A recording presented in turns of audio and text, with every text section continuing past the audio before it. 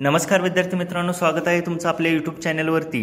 आज आपण बघणार आहोत बफर ॲक्शनबद्दल। पण बफर ॲक्शन समजण्यासाठी तुम्हाला बफर सोल्युशन काय असतं ते समजलं पाहिजे। आणि बफर सोल्युशन समजण्यासाठी आपण आपल्या चॅनलवरती ऑलरेडी एक व्हिडिओ आहे तो पोस्ट केलेला आहे बफर सोल्युशनच्या बाबतीतला। तो व्हिडिओ आधी जाऊन तुम्ही चेक करा, देन हा व्हिडिओ बघा। आज आपण चालू करूया बफर ॲक्शनबद्दल। सर्वात सुरुवातीला मी बफर सोल्युशन घेतो।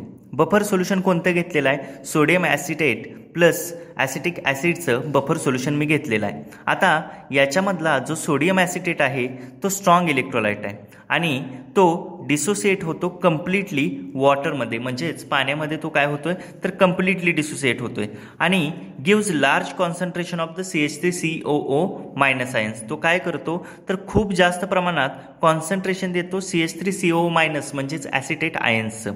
आता याची मी रिॲक्शन खाली लिहितो। CH3COONA gives CH3COO minus plus Na plus. आता दुसऱ्या बाजूला आपण कोणतं घेतलेलं आहे सोल्युशन तर ॲसिटिक ॲसिडचं सोल्युशन घेतलेलं आहे। ॲसिटिक ॲसिड हा मात्र वीक इलेक्ट्रोलाइट आहे, तो खूप जास्त प्रमाणात वॉटरमध्ये डिसोसिएट होत नाही, म्हणून त्याचे अनडिसोसिएटेड CH3COOH चे मॉलिक्यूल आहेत ते तसेच राहतात। अनडिसोसिएटेड CH3COOH हा मोर असणार हे लक्षात घ्या। आता हे असं सोल्युशन आपल्याकडे बफर सोल्युशन आहे। कोणतं सोल्युशन आहे बफरमध्ये किंवा बफरमध्ये आयन्स कोणकोणते आहेत ते आपण बघू। बफरमध्ये आपल्याला CH3COO मायनस बघायला मिळेल लार्ज कॉन्सन्ट्रेशनमध्ये आणि CH3COOH ॲसिटिक ॲसिड आपल्याला जास्त कॉन्सन्ट्रेशनमध्ये बघायला मिळेल। ह्या दोन गोष्टी बफर सोल्युशनमध्ये खूप जास्त प्रमाणात आहेत।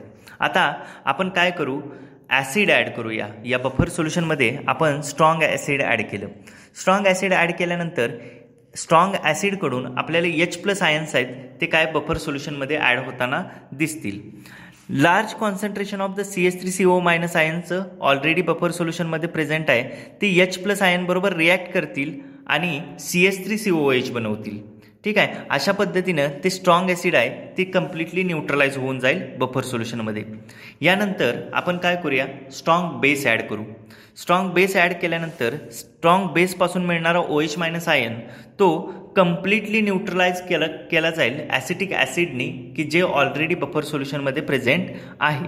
आता यांच्या दोघांच्या मी रिॲक्शन दाखवतो। सर्वात सुरुवातीला आपण ॲसिड ॲड केलं होतं, म्हणजेच H+ आयन ॲड केलं होतं। बफर सोल्युशनमध्ये CH3COO मायनस ऑलरेडी खूप जास्त कॉन्सन्ट्रेशनमध्ये प्रेझेंट आहे, त्याची रिॲक्शन वरून ॲड केलेल्या ॲसिड बरोबर झाली, म्हणजेच H+ आयन बरोबर झाली आणि त्यांच्यापासून ॲसिटिक ॲसिड आहे ते तयार झालं। देन आपण दुसरी रिॲक्शन बघूया की ज्याच्यामध्ये आपण बेस ॲड केलेलं होतं।